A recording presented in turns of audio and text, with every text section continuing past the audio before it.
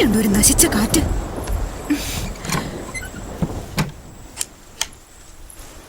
എന്തു പറ്റി?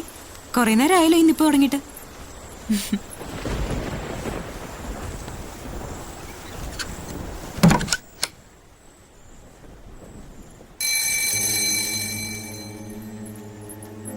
വേണ്ട,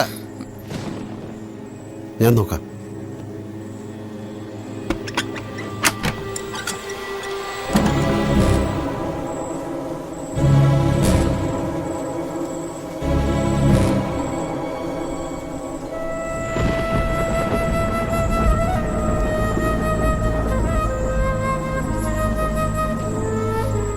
ബലരാമൻ, ഇതുപോലൊരു രാത്രിയിൽ നിങ്ങൾ വിളിച്ചിറക്കിക്കൊണ്ടു പോയില്ലേ? ഇന്നാണ് എനിക്ക് അദ്ദേഹത്തെ തിരിച്ചു കിട്ടിയത്. ഗോദാവരി ഇന്നും വെടിയുണ്ടകളും നദിയിലെ മീനും ബാക്കി വെച്ചുപോയ കുറെ അസ്ഥി കഷ്ണങ്ങളായി. കള്ളം പറഞ്ഞ് വിളിച്ചിറക്കിക്കൊണ്ടുപോയി ചതിച്ചു കൊന്നില്ലേ? ഈ ഉപകാരത്തിന് ശേഷിച്ച ജീവിതം കൊണ്ട് ഒന്ന് നന്ദി പറയണ്ടേ സർ? ആരാ രാമേട്ട? എന്തൊക്കെയാ ഇവര് പറയണത്? അബ്ദുള്ളയെ കൊന്നവരോടുള്ള പ്രതികാരവുമായി ഭ്രാന്ത് പിടിച്ച് നടക്കുന്ന ആയിരങ്ങളുണ്ട് പുറത്ത്. അവർക്ക് നിങ്ങളെ ഒന്ന് ചൂണ്ടിക്കാണിച്ചു കൊടുത്താ ഈ വീടടക്കം കത്തിയമരും. പക്ഷേ ഞാനത് ചെയ്യുന്നില്ല. മരണം നിങ്ങൾക്ക് കിട്ടാവുന്ന ഏറ്റവും ചെറിയ ശിക്ഷയാണ്. വിടില്ല ഞാൻ നിങ്ങളെ. ജീവിതകാലം മുഴുവൻ ഉമ്മിത്തിയിൽ എന്ന പോലെ നിങ്ങൾ എരിഞ്ഞൊടുങ്ങണം. പ്രിയപ്പെട്ടവരൊന്നൊന്നായി കൺമുന്നിൽ പിടഞ്ഞു വീഴുന്നത് കണ്ട് ഹൃദയം പൊട്ടി മരിക്കണം.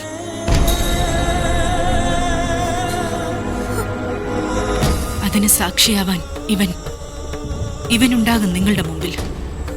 സഖാവ് അബ്ദുള്ളയുടെ മകൻ.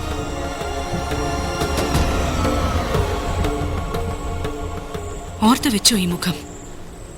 നിനക്ക് നിന്റെ അച്ഛനെ ഇല്ലാതാക്കിയത് ഇയാളാ.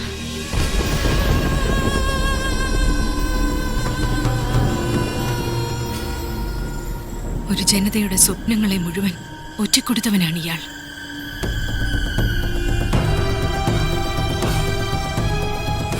ഒരു കാലത്തും എന്റെ മോൻ ഈ മുഖം മറക്കരുത്.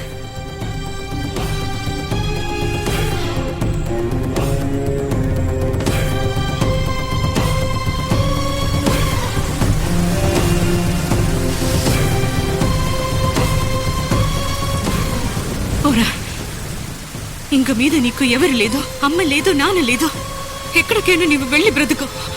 పోరా.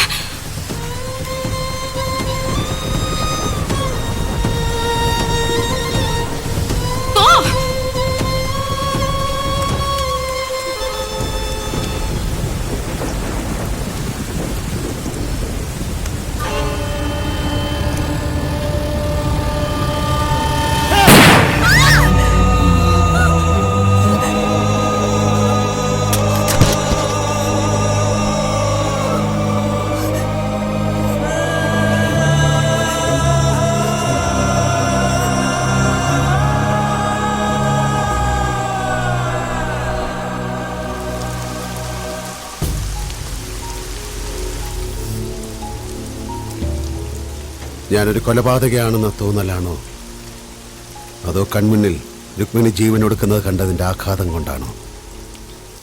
എന്തോ കാവേരിയുടെ മനസ്സാകെ താളം തെറ്റി തുടങ്ങി.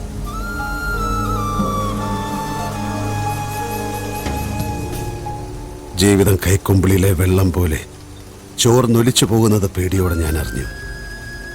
നീണ്ട അവധിക്കൊടുവിൽ രാജിക്കത്ത് എഴുതി കൊടുത്ത് പോലീസ് കുപ്പായത്തോട് ഞാൻ വിട പറഞ്ഞു. ഞങ്ങൾ വിശാഖപട്ടണത്തേക്ക് താമസം മാറ്റി. പതിയെ കാവേരി പഴയ ജീവിതത്തിലേക്ക് തിരിച്ചു വന്നു. നഷ്ടപ്പെട്ടതൊക്കെ 1000 മടങ്ങായി ഈശ്വരൻ എനിക്ക് മടക്കിത്തരും പോലെ. പക്ഷേ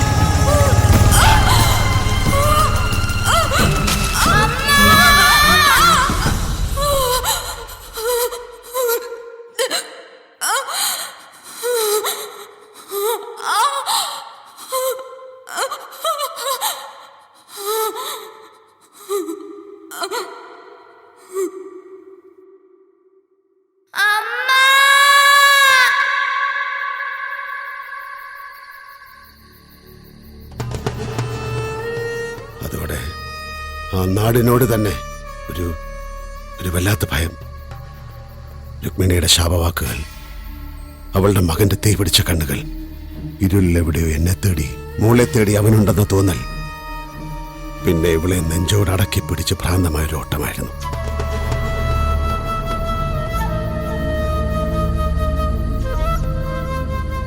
ഇന്ന് ഇവിടെ വെച്ച് അവന്റെ കണ്ണുകളിലെ തീ ഞാൻ കണ്ടു. പകയുടെ കനലെരിയുന്ന കണ്ണുകൾ. കൊടുക്കില്ല, ആർക്കും ഞാൻ വിട്ടുകൊടുക്കില്ല. ആർക്കും.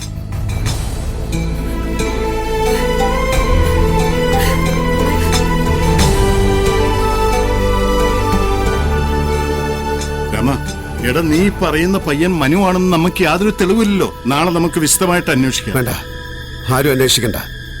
എനിക്കറിയാം അതവൻ തന്നെ. എന്റെ മോള അവന്റെ ലക്ഷ്യം. ഞാൻ വിട്ടുകൊടുക്കില്ല. രാമ,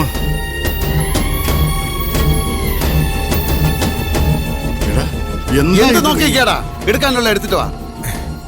എനിക്ക് എന്താ എടുക്കാനുള്ളത്? കൊല്ലങ്ങളായി നിഴല് പോലെ ഇങ്ങനെ കൂടെ കൂടിയിട്ട് വണ്ടിയുടെ വളയം തിരുമ്പോ പോലും എങ്ങോട്ടാന്ന് ഇതുവരെ ചോദിച്ചിട്ടില്ല. പക്ഷെ ഇപ്പൊ ഞാൻ ചോദിക്ക, എങ്ങോട്ടാ രാമേട്ട നമ്മുടെ യാത്ര?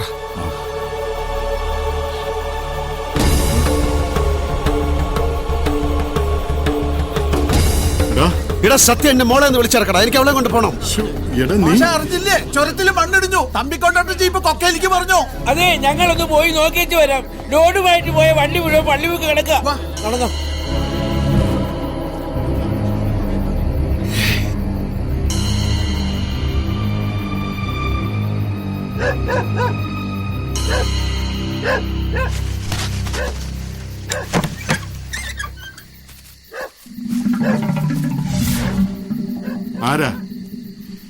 ആരാ അവിടെ? ആരാന്ന്?